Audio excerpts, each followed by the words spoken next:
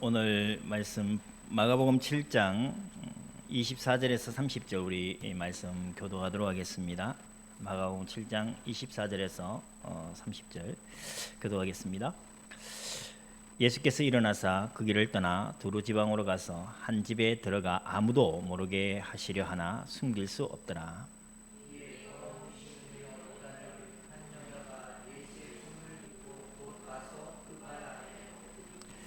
그 여자는 헬라인이요 수로보니게 족속이라 자기 딸에게서 귀신 쫓아내 주시기를 간구하거늘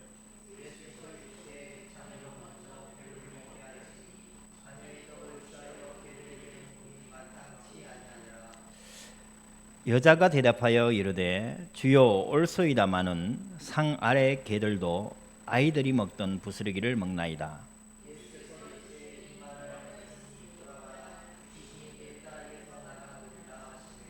같이 읽겠습니다. 여자가 집에 돌아가 본즉 아이가 침상에 누웠고 귀신이 나갔더라. 아멘. 지난 한 주간 도시가 침수되면서 많은 사람들이 재산적인 피해 또 인명적인 피해를 입었습니다. 그죠? 너무나 안타깝습니다. 누구의 잘못을 떠나서 우리가 영적으로 하나님의 말씀을 기억하고 이 시대를 바라볼 수 있는 지혜가 있기를 간절히 바랍니다.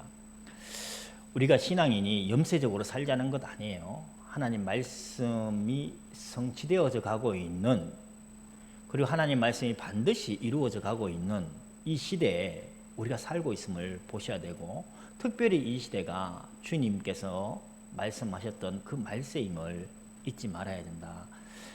저는 대한민국 정부 탓을 하려고 하는 건 아닙니다. 우리가 너무 인간들이 난개발해서 지구온난화로 북극이 녹고 남극이 녹아서 이런 기후 이상이 생겼다고 학자들은 얘기하지만 우리 그 말에 현혹되지 맙시다. 하나님의 말씀이 이루어가고 있는 과정임을 우리가 먼저 그렇게 생각하고 믿음으로 우리는 이 시대를 보아야 될 것입니다. 간절히 바랍니다. 전 세계가 지금과 같은 홍수, 그리고 산사태, 재난, 그리고 전쟁, 우리가 겪지 않고 행복하기를 원하지만 지금 전 세계가 이걸 겪고 있잖아요. 몸살을 앓고 있잖아요. 그죠? 그래서 우리는 더더욱이나 하나님의 말씀이 이루시는 것을 믿고 나가야 될 줄로 믿습니다. 말세라고 해서 시한부적인 말세를 얘기하는 게 아니에요. 우리가 예수 잘 믿어서 천국 가자, 이것은 어쩌면 맞는 말이지만 틀린 말입니다. 오늘 이 본문을 통해서 우리가 그걸 확인했으면 좋겠고요. 이미 우리는 우리의 의지와 우리의 생각과 관계없이 우리 주님의 선하신 뜻에 의거하여 우리는 하나님의 백성으로 부름받은 성도인 줄로 믿습니다. 그것이 중요합니다. 그것이 중요합니다. 오늘 수로보니게 여자의 이 이야기를 통해서 우리 예수님이 또 다른 모습을 우리가 느끼지 않습니까? 그죠? 사랑의 하나님, 우리를 구원하시기 위해 자기 생명조차도 아낌없이 버리시는 하나님이, 그분이 인간의 몸을 입고 이 세상에 오셨는데 그 사랑의 하나님이 지금 이상한 얘기를 하셨어요. 인격 모독적인 발언을 했어요. 그죠? 요즘 이야기로 번역을 하면 욕을 한 거예요, 사실. 그렇잖아요. 욕을 한 겁니다. 개 같은 사람이라고. 그렇게 얘기한 거잖아요. 어쩌면 개보다도 더 못하게 말씀하신 것 같아요. 그러니까 지금 이 예수님의 모습은 좀 의아스럽기도 합니다. 우리가 생각했던 그런 일반적인 예수님의 그런 모습이 아닌 것이죠. 가장 먼저 그것이 느껴집니다. 근데 이 예수님의 이러한 말씀, 상당히 인격 모독적인 이 말씀, 자녀의 떡을 취하여 개들에게 던짐이 마땅치 않다, 이 말씀을 먼저 하기 전에 오늘 24절부터 먼저 한번 가만히 생각하고 가야 될 것 같습니다. 24절에 보니까 예수께서 일어나서 그 길을 떠나 이 말은 지금 마가복음 7장에서 유대인 예루살렘에서 온 바리새인들과 서기관들하고 논쟁이 붙었습니다. 그죠? 서기관들이 뭐라고 했습니까? 왜 장로의 유전을 지키지 않습니까? 그때 주님께서 하신 말씀이 있어요. 너희는 사람의 전통을 지키려고 하나님의 계명을 어긴다. 예. 지금 이러한 논쟁이 지금 갈릴리에서 일어났어요. 그래서 주님은 지금 이러한 이야기를 통해서 무엇이 잘못됐는지를 말씀해 주셨습니다. 저는 여기에서 지난주에 이런 말씀을 드렸습니다. 우리를 부인하자. 공동체적인 신앙의 결단을 했어요. 에스라와 느헤미야 시대에 너무나 중요한 결단을 했어요. 그 결단조차도, 그 신앙적인 결단조차도 시간이 지나면서 변질되어지는 것을 봤고 예수님은 그것을 책망하셨습니다. 사람들이 정한 하나님 앞에 우리의 신앙을 지키기 위해 결단한 그 순수한 마음이 시간이 지나면서 변질되어졌어요. 우리도 똑같은 그러한 길을 걷게 될 것이다. 모든 전 세계 교회가 그러한 길을 걸어왔었고 아마 걷게 될 것이다. 우리 상록교회도 그렇게 될 것이다. 1517년에 다시 성경으로 돌아가자 종교개혁자들이 종교개혁을 일으켰어요. 루터와 칼빈이. 그런데 그들의 그 종교개혁적인 그 순수한 신앙, 성경으로 돌아가자는 그 신앙이 지금 어찌 되어졌습니까?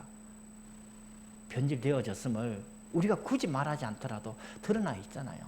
교회가 세상에 돈을 쫓고, 교회가 세상에 권력을 쫓고, 교회 속에 세상의 문화가 들어와 있음을 우리가 지금 보고 있는 것 아닙니까? 아무리 우리의 결단이 순수하게 하나님의 뜻을 위하여 결단한다 할지라도 시간이 지나면서 이상스리만큼 우리가 변질되어 가더라. 그래서 제가 지난주 이런 말씀하셨어요. 끊임없이 날마다 우리를 부인하는 것이 필요하다. 끊임없이 날마다 하나님 말씀 앞에서 나를 부인하는 것이 필요하다. 오늘 그 말씀을 조금 더 구체적으로 보려고 합니다. 예수님께서 떠나 두로 지방으로 가서, 두로는 지중해 연안 도시, 국가입니다. 도시입니다. 예수님께서 갈릴리를 떠나서 북서쪽에 있는 지중해 연안 도시로 지금 가신 거예요. 예수님이 바캉스를 가셨겠습니까? 그 보니까 거기 가서 한 집에 들어가 아무도 모르게 하시려 하나 숨길 수 없더라 했어요. 예수님이 지금 두루로 그렇게 말씀 많은 갈릴리, 지금 많은 바리새인과 서기관들이 예루살렘에 와서 예수님을 막 흠담하고 있어요. 예수님께서 거기서 잘못된 것을 지적하시고 지금 두루로 떠났습니다. 아무도 모르게 하시려 하나 숨길 수 없더라. 주님께서 너무 속 시끄러우니까 내 마음이 너무 스트레스를 많이 받았어. 우리 주님이 스트레스 풀러 두루 지방에 가셨겠어요? 또 주석에 보면 이런 말씀하십니다. 우리 주님이 하나님 맞아요. 그런데 우리 인간의 몸을 입고 오셔서 예수님도 피곤하셨다. 예수님도 지치신다. 그러니 그 피곤한 육신을 쉬시러 지금 가신 것이다. 그런데 그것조차도 지금 사람들이 알게 되고 사람들이 나와왔다. 이렇게 해석을 합니다. 틀리지 않았다고 봅니다. 예수님도 우리처럼 똑같은 육신을 입으셨어요. 그래서 예수님도 배고파 하셨습니다. 예수님도 자기가 아끼는 사람이 죽는 것을 보고 그 죽음 앞에 눈물을 흘리며 통곡하셨습니다. 예수님도 우리와 똑같이 아픔을 아시는 분이에요. 똑같이 배고픔을 아신 육신을 입고 오신 하나님이십니다. 그 예수님이 마음에 스트레스 안 받겠어요? 육신이 힘들지 않겠습니까? 당연히 그렇게 하겠죠. 주석이 해석한 대로 틀리지 않았다고 생각합니다. 그런데 거기에만 머무를 수 없는 것이, 지난주 제가 이런 말씀을 드렸습니다. 이사야 14장 24절. 우리 여호와 하나님께서 맹세하여 우리에게 말씀하셨습니다. 내 생각은 반드시 되며 내 경영은 반드시 이루리라. 하나님이 생각하시고 하나님이 계획하신 일은 반드시 되어집니다. 그것을 막을 자 없습니다. 믿습니까? 그럼 그 말씀 들어보십시다. 그럼 한 집에 들어가 아무도 모르게 하시려 하는 것이 예수님, 하나님 되신 예수님의 의도였다면 아무도 모르는 것이 정상입니다. 하나님의 계획을 막을 자 없으니까. 그렇죠? 단순히 이 이야기는 하나님이 사람들의 눈을 피하여 내 좀 쉬고 싶다 이 이야기가 아닌 거예요. 이 이야기는 엄밀히 하나님은 그 한 여인, 이방 여인, 헬라인, 수로보닉의 여인, 그 여인에게 하나님은 찾아오시려고 작정하여 가신 겁니다. 믿어지십니까? 바로 이것이 나에게 적용되어졌다는 거예요. 바로 이것이. 세상에 수많은 사람들이 있어요. 똑똑한 사람들이 있습니다. 권력 가진 사람들이, 힘 있는 사람들이 있어요. 많은 사람들에게 영향력을 미칠 수 있는 가문 좋고 빽 좋은 사람들이 많이 있단 말이에요. 그런데 하나님은 이렇게 아무것도 아닌 한 여인, 이방 여인을 엄밀히 찾아오신 거예요. 그것처럼 하나님은 지금 나에게 찾아오셨습니다. 맞습니까? 로마서 16장 25절 한번 띄워주시기 바랍니다. 우리 한번 같이 읽어보겠습니다. 시작. 나의 복음과 예수 그리스도를 전파함은 영세전부터 감추어졌다가 이제는 나타나신 바 되었습니다. 아멘. 우리가 듣는 이 복음, 우리가 믿고 있는 이 예수 그리스도는 영세전부터 감추어졌던 복음입니다. 근데 지금 나에게 나타나셨어요. 하나님의 지혜에 있어서는 세상의 지혜로 하나님을 알 수 없기에 하나님께서는 전도에 미련한 것으로 믿는 자를 구원하시기를 기뻐하셨다 하셨어요. 전도해 보셨죠? 전도 안 되잖아요. 세상에 똑똑한 사람들 예수 안 믿어. 너나 믿어버려요. 세상에 돈 많은 사람들 예수 필요 없습니다. 왜 교회에 갑니까? 토요일, 일요일 놀고 먹고 즐길 거리가 너무나 많은데 여기 안 옵니다. 하나님 말씀을 무시합니다. 그 요한복음에는 뭐라고 말씀하신지 아십니까? 참빛고 세상에 와서 사람들에게 비치는 빛이 있었다. 그가 세상에 계셨으며 세상은 그로 말미암아 지연받았으나 세상이 그를 알지 못하였고 자기 땅에 오매 자기 백성이 영접지 아니하였다.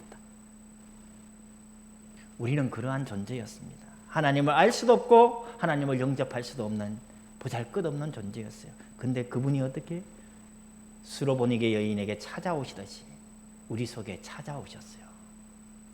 주님께서 말씀하십니다. 아들과 아들의 소원대로 계시를 받은 자 외에는 아버지 하나님을 알 자가 없다고 하셨어요. 하나님 대신 우리 주 예수 그리스도께서 우리에게 은혜를 베푸셔서 주의 이 복음을 들을 수 있도록 하시고 그 복음을 들어 하나님 백성 되게 하셨다는 겁니다. 세상에 감추어진 이 비밀, 나에게 찾아온 비밀이 되었습니다. 우리가 그 비밀을 받은 하나님의 백성입니다. 이 비밀을 우리 무시하지 마십시다. 이렇게 하나님 되신 예수님은 자기의 피곤한 육신에도 불구하고 문제 많은 한 인생을 찾았어. 친히 이방 땅 두로로 찾아오셨어요. 그래서 그 여인이 주님 앞에 나온 겁니다. 그 여인이 지금 어떤 존재입니까? 보니까 딸 아이가 어떻게 돼요? 귀신에 들렸다고 했습니다. 지금 영적인 문제를 안고 귀신에 들려있던 육신적인 질병을 안고 있는 사람이든 아니면 정신적인 어마어마한 스트레스를 갖고 있는 사람이든 지금 당장 모든 소망이 사라져서 우울증에 걸려서 죽기를 각오하는 사람이든 주님 앞에만 나오면 그 문제는 해결되어질 줄로 믿습니다. 지금 이 시대에 얼마나 재앙이 많습니까? 날마다 일어나잖아요. 날마다. 뉴스에 보니까 우리나라는 이렇게 도시가 잠길 정도로 비가 많이 내렸는데 미국의 데스밸리라고 있어요. 거기에는 뉴스 기사가 그래 놨더라고요. 1000년에 한 번 내리는 폭우가 쏟아졌대요. 지금 우리나라 비는 뭐 100년에 한 번 이르는데 지금 전 지구가 몸살을 앓고 있어요. 우리 결코 이것을 덩하니 봐서는 안 됩니다. 우리는 지금 이렇게 저주와 재앙 가운데 살아요. 우리 스스로의 문제도 있고 전 지구가 지금 이렇게 몸살을 앓고 있는 시대를 살고 있습니다. 그럼 이 시대에 지금 우리가 예수를 믿어요. 잘 먹고 잘 살기 위해서 육신의 평안함을 위해서 예수를 믿는 게 결단코 아닙니다. 세상도 모르는 세상이 거부하는 그 우리 주님이 직접 찾아오셔서 예수를 알게 하시고 하나님 자녀 되게 하신 데에는 우리의 육신적인 평안함을 주기 위하여, 우리의 육신의 편안함을 주기 위하여 주님이 찾아오신 것이 아닙니다. 우리의 문제를 통하여 하나님 되심을 우리가 보게 하시고, 이제 내가 주인 되어 사는 삶이 아닌 나를 부인하고 하나님의 말씀을 따라 사는 삶, 그러한 제자의 삶으로 우리를 바꾸시기 위하여 이 세상에 오신 줄로 저는 믿습니다. 주님께서 말씀하셨습니다.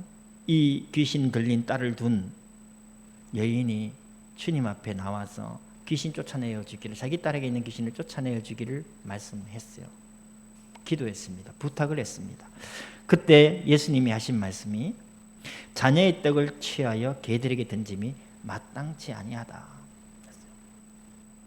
지금 현대인이 얼마나 자기 중심적인 삶을 삽니까? 얼마나 이기적인 삶을 삽니까? 전혀 본인에게 해가 되어지지 않더라도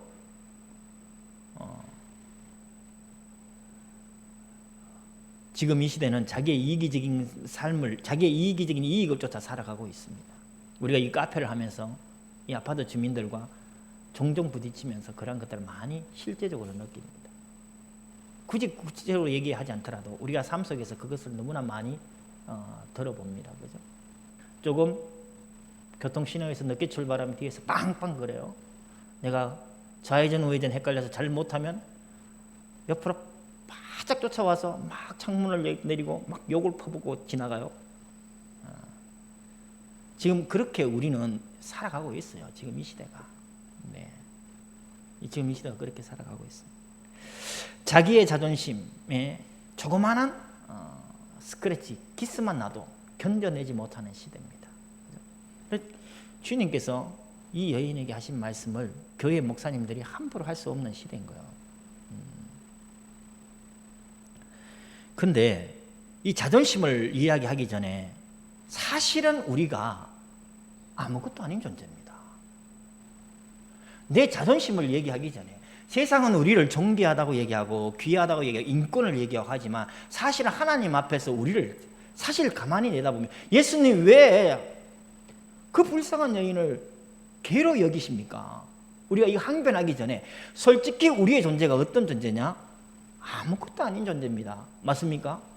내가 진짜 이것을 인정할 때에, 진짜 이렇게 믿어질 때에 우리의 신앙은 진짜 그렇게 되어져야 된다고 생각합니다. 예수 믿기 전에는 내 자존심에 조그마한 기스만 나더라도 견뎌내지 못했어요. 붕괴가 일어났습니다. 내 마음의 평화가 깨져요. 내 자존심을 건드린 사람을 어떻게든 해보고 싶어요. 그런데 사실 천지를 창조하신 하나님 앞에 나는 아무것도 아닌 존재입니다. 아무것도 아닌 존재라니까요. 진짜 우리가 그것을 인정했으면 좋겠습니다. 우리는 아무것도 아닌 존재예요. 우리가 귀하다는 것은 하나님께서 우리를 귀하다 여기셨으니까 귀하다고 얘기하는 것이지 진짜 아무것도 아닌 존재입니다. 오늘 예배 드리기 전에 사고 났던 그 사람들의 얘기를 잠깐 해서 우리 인생, 우리의 생명 진짜 아무것도 아니잖아요. 어떻게 열린 맨홀에 내가 빠질 줄 알았습니까? 그렇게 허망하게 인생이 끝날 줄 알았습니까? 제가 그분을 어떻게 얘기하는 게 아니라 우리 모든 인생이 그렇게 아무것도 아닌 존재입니다. 그렇죠? 우리 하나 말씀 한번 띄워주시기 바랍니다. 우리 같이 한번 읽어보겠습니다. 시작. 하물며 구더기 같은 사람, 벌레 같은 인생이에요. 예수님은 우리 이 여인을 개라고 얘기를 하셨는데 성경 뭐요? 구더기 같대요. 누가 나에게 구더기 같은 놈 이렇게 얘기하면 기분 상하겠죠. 근데 성도 여러분, 우리는 하나님 말씀하셨어요. 뭐요? 벌레 같은 인생이라고, 구더기 같은 인생이라고. 아무것도 아닙니다. 존귀하지도 않습니다. 아무런 가치도 없는 인생입니다. 맞지 않습니까? 예수님 왜 그 불쌍한 여인을 그렇게 얘기하십니까?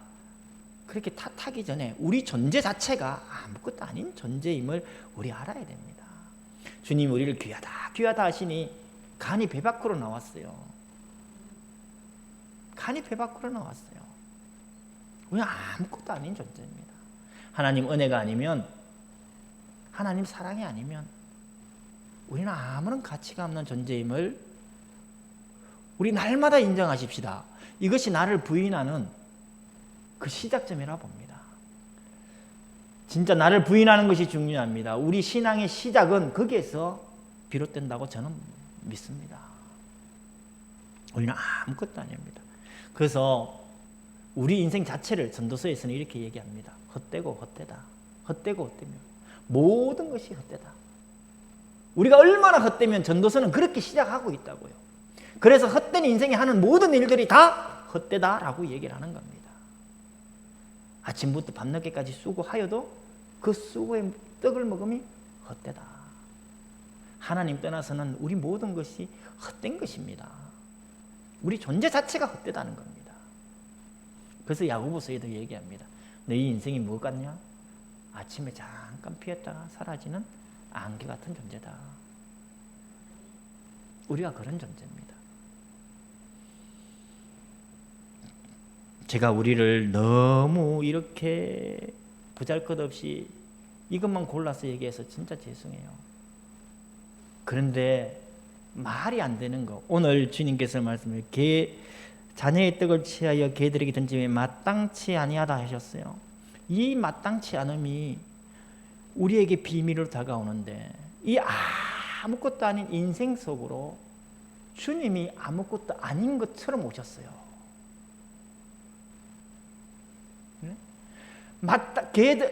자녀의 떡을 개에게 던지는 것이 마땅치 아니하신데, 천지를 창조하신 하나님이 이 벌레 같고 구더기 같은 인생 속으로 찾아오셨다고요. 이 마땅치 아니함이 우리 하나님 속에서, 예수님 속에서 일어난 것입니다.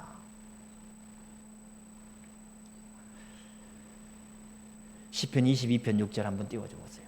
우리 같이 한번 읽어보겠습니다. 시작. 나는 벌레요 사람이 아니라 사람의 비방거리요 백성은 조롱거리니이다. 시편 22편은 메시아 예언시라고 합니다. 메시아 고난시라고 얘기합니다. 우리 주님이 십자가에서 하신 말씀 중에 이 시편 22편 1절의 말씀을 하셨어요. 엘리 엘리 라마 사박다니, 나의 하나님 나의 하나님 어찌하여 나를 버리시나이까? 어찌하여 나를 멀리하십니까? 어찌하여 나의 신음소리를 듣지 아니하시나이까? 시편 22편 메시아의 고난을 예언한 시입니다. 우리 주님께서 시편 22편 6절, 지금 우리가 읽었던 이 말씀, 우리 주님이 스스로 벌레 같은 인간 속으로 찾아오셔서 벌레가 되셨어요. 사람의 비방거리가 되고 사람의 조롱거리가 되어졌단 말입니다. 이것이 비밀 아닙니까? 이것이 은혜 아닙니까?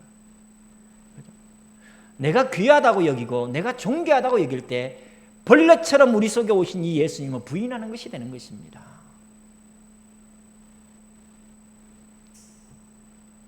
그래서 우리는 하나님의 은혜로 사는 존재입니다. 내 힘으로 나의 잘남을 드러내는 것이 아니라 벌레 같은 나, 구더기 같은 이 인생 속에 주님이 오셔서 내 대신 비방받고 내 대신 조롱거리가 되어서 나를 건져주시고 구원해 주신 것, 그 주님의 은혜로 우리가 사는 것입니다. 아멘. 그래서 어떤 문제도 괜찮은 것입니다.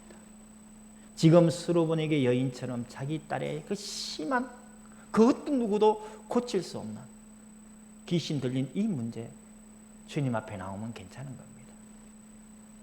내가 지금 갖고 있는 그 어떤 문제도 벌레 같은 나를 위하여 스스로 낮아지셔서 인간 속으로 오신 우리 주님의 그 은혜 때문에 우리는 괜찮은 겁니다. 주님 앞에 나오기만 한다면 괜찮은 겁니다. 우리 지난주 갈릴리 호수에서, 풍랑인 그 호수에서 주님께서 제자들에게 하신 말씀이 있어요. 그들이 분명히 오병이어로 많은 사람들, 5,000명이나 되는 사람들을 먹이시고 배불리 먹이시고 많은 떡광줄에 남았던 그 기적을 체험하였음에도 불구하고 다시 그것을 잊어버렸어요. 성경 그거 뭐라고 말씀하셨냐면 둔한 마음이 되었다라고 했어요. 우리가 하나님의 말씀을 듣고 날마다 주님의 말씀을 듣고 예배 드릴 때마다 하나님의 말씀을 들어도 우리 마음은 둔하여서 그것을 온전히 믿지 못해요. 제자들처럼. 그래도 괜찮다는 겁니다. 왜 괜찮느냐? 하나님이 우리를 상실한 마음으로 버려두지 않았어요. 비록 둔한 마음이지만 하나님께서는 끝까지 우리를 보호하시고 믿음의 대열로 하나님을 이끌어 가시는 줄로 믿습니다. 우리 속에 하나님을 싫어하는 마음을 없애주시고 우리 속에 하나님을 두기를 거절하는 그 상실한 마음을 하나님은 우리에게 없애주시고 비록 둔한 마음으로 하나님을 온전히 믿지 못한다 할지라도 하나님께서는 끝까지 우리를 믿으시고 우리에게 힘주셔서 결국은 믿음의 사람으로 세워가십니다. 어떤 문제가 와도 괜찮아요. 지금 당장 내가 큰 믿음 갖지 않아도 괜찮아요.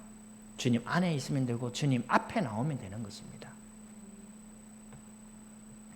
그래서 우리 나중에 주님 앞에 이런 사도 바울의 고백을 했으면 좋겠습니다. 내가 나된 것은 하나님의 은혜다. 내가 나된 것은 하나님의 은혜다. 날마다 하나님의 은혜를 사모하며 날마다 하나님의 은혜를 맛보며 살다가 이 고백하는 그러한 날이 임하게 될 줄로 저는 믿습니다. 주님께서 이렇게 말씀하실 때 참 이 수로보니게 여인은 현명한 여인이고 지혜로운 여인입니다. 그 여인이 했던 대답이 이거였죠. 주여 올소이다마는 상 아래의 개들도 아이들이 먹던 부스러기를 먹나이다. 여러분, 아픈 손가락을 누가 건드리면 굉장히 아픕니다. 그죠? 내가 상처받은 그것, 내가 약한 것이 있어요. 근데 그것을 건드리면 더 아파요. 그래서 우리는 굉장히 조심합니다. 예를 들어서 결혼을 했는데 자식이 없어요. 그런 집에 만약에 갔다고 합시다. 그러면 금기가 있어요. 그죠? 자식 얘기는 하면 안 돼요. 그 사람을 위해서. 그렇잖아요. 나의 아픔은 그 아픔이 조그마한 상처로도 더 크게 아파지는 거예요. 내가 아픈 것이 있다면. 그런데 이 여인은 지금 예수님의 그 말씀을 듣고 그럼 더 아파해야 됩니다. 분명히. 그런데 이 여인은 어떻게 해요? 그 아픔을 아파하기보다도 오직 자기 딸을 살리고자 하는 그 간절한 마음으로 하나님 앞에 그 아픔을 다 잊었어요. 자기가 무시당해도 돼요. 자기가 멸시당해도 돼요.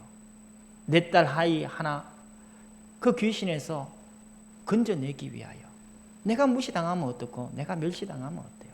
그것이 생명을 사랑하는 마음 아니겠습니까? 그것이 어머니 마음 아니겠습니까? 그래서 이 여인은 얘기하는 겁니다. 상 아래 개들도 아이들이 먹던 부스러기를 먹나이다. 우리 진짜 이렇게 고백할 수 있나요? 내가 내 존재 자체가 아무것도 아님을 인정할 때에 하나님께서 주시는 이 말씀, 그것이 내 마음에 그 슬림으로 다가오는 것이 아니라 하나님의 은혜를 더 구하는 지혜로운 이 수로보니게 여인처럼 우리가 그렇게 서야 될 줄로 믿습니다. 예수 말고 다른 길은 없습니다. 내 자존심 내세우다가 우리의 유일한 구원자 되시고 우리 인생의 완전한 해결자 되신 주님을 우리 생각대로 믿어서 하나님의 구원을 놓치는 어리석은 자가 되어서는 안 될 줄로 믿습니다. 주님께서 이 수로보니게 여인의 이런 고백처럼 상 아래에 있는 개들을 살리시기 위하여 주님은 그러한 멸시와 그러한 강고와 그러한 질고를 겪으셨어요. 이사야서에서 주님의 이야기를 이렇게 얘기합니다. 그는 실로 우리의 질고를 지고 우리의 슬픔을 당하였구나. 우리는 그가 징계를 받았어 하나님께 맞으며 고난당한다 하였다. 그가 채찍에 맞음으로 우리가 나음을 입었고 그가 징계를 받음으로 우리가 평화를 누리게 됐다. 주님은 우리같이 아무것도 아닌 인생, 벌레 같은 인생, 그 인생을 구원하셔서 하나님 자녀되게 하시기 위하여 하나님 되신 그분이 인간에게 멸시와 조롱을 받으시고 십자가의 그 길을 걸으시며 이러한 고난의 길을 몸소 당하셨다고요. 그러니까 우리의 자존심 내세울 게 있나요? 아니잖아요. 저는 진짜 그렇게 살았으면 좋겠습니다. 우리 지난주 메시지 다시 한번 생각을 해보십시다. 우리가 말씀 위에 세운다고 했어요. 그 말씀이 나의 행복을 위한 수단이 아니라 진짜 말씀 위에 세워지는 인생 되어지기를 바랍니다. 우리가 진짜 복음적인 전통을 세워가길 바랍니다. 그러기 위해서는 날마다 우리를 부인하는 삶이 진실로 가장 우선적으로 되어져야 될 줄로 믿습니다. 이 시대에 모두 다 복을 얘기합니다. 저주와 재앙이 심하기 때문에 우리 마음속의 평안을 누렸으면 좋겠어요. 우리도 가난하게도 마옵시고 부하게도 마옵소서 라고 기도했던 잠언서의 기도처럼 그렇게 됐으면 좋겠습니다. 오직 주님이 주시는 필요한 양식으로 우리가 배불리 먹었으면 좋겠습니다. 우리가 배불러서 하나님을 부인하고 여호와 누구냐 라고 해서도 아니 될 것이고, 우리가 너무나 가난해서 도둑질하여 하나님의 이름을 망령되이 해서는 안 되는 것 아니겠습니까? 근데 하나님이 주시는 이 복을 진짜 누리기 위해서, 진정으로 우리가 하나님 이 축복을 누리기 위해서는 간절히 바랍니다. 나를 부인하십시다. 우리 속에 찾아오신 주님을 바라보며 나를 부인하십시다. 나를 내려놓으십시다. 그럴 때 하나님은 우리를 존귀하게 여기시고 우리를 높이 드실 줄로 믿습니다. 십자가가 그 증거입니다. 그래서 예수를 따르는 제자의 삶은 날마다 자기를 부인하는 삶입니다. 날마다 자기를 부인하는 삶입니다. 주님께서 누가복음 17장 10절에서 이렇게 말씀하셨어요. 이와 같이 너희도 명령받은 것을 다 행한 후에 이르기를 우리는 무익한 종이라, 우리가 하여야 할 일을 한 것뿐이니라 할지라 했어요. 겸양의 표현이 아닙니다. 실제로 우리는 하나님 나라의 무익한 자들입니다. 내가 열심을 내면 하나님 나라가 더 확산되어지고 더 많은 사람들에게 유익을 주고 그럽니까? 오히려 그것보다도 우리가 문제를 일으키는 경우가 너무나 많습니다.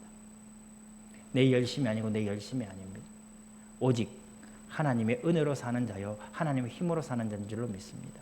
우리 날마다 나를 부인하면서 하나님이 주시는 힘으로 살아가십시다. 제가 원하는 거 그거밖에 없습니다. 그럴 때 하나님은 진짜 그리스도인, 진짜 하나님의 백성, 말세를 살아가는 하나님의 백성이 누려야 될 복으로 하나님은 우리를 이끌어 가실 줄로 믿습니다. 수로보니게 여인이 주님 앞에 주여 올소이다. 그러나 상 아래 개들도 아이들의 부스러기를 먹나이다. 이 말을 했을 때 그 여인의 딸은 고침을 받았어요. 단순히 입으로 고백하는, 입만 고백하는 신앙이 아니라 그의 삶이 아무것도 아닙니다. 주님 아니면 아무것도 안 됩니다. 오직 주님만이 나의 구원자십니다. 이것을 고백하는 것입니다. 그럴 때 그 누구도 해결할 수 없는 문제가 해결되어졌습니다. 우리 인생도 동일하다 저는 믿습니다. 지금도 그렇게 하나님은 동일하게 역사하십니다. 지금 주님께서는 세상이 모르게 우리 속에 오셨고 우리를 깨닫게 하셨어요. 복음을 깨닫게 하시고 예수를 믿게 하셨어요.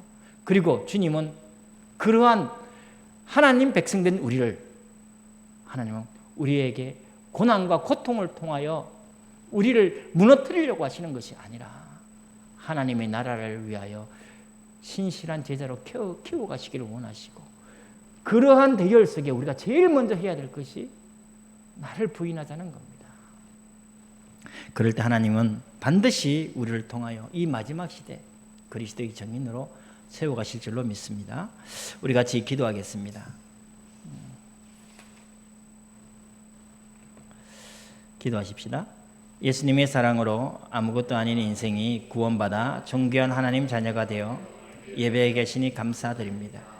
어린 딸의 구원을 위해 모든 자존심 내려놓고 주님 앞에 무릎 꿇은 수르보니게 여인처럼 인생 모든 문제의 구원자 되신 주님 앞에 이기적인 자아를 내려놓고 주의 은혜를 구합니다.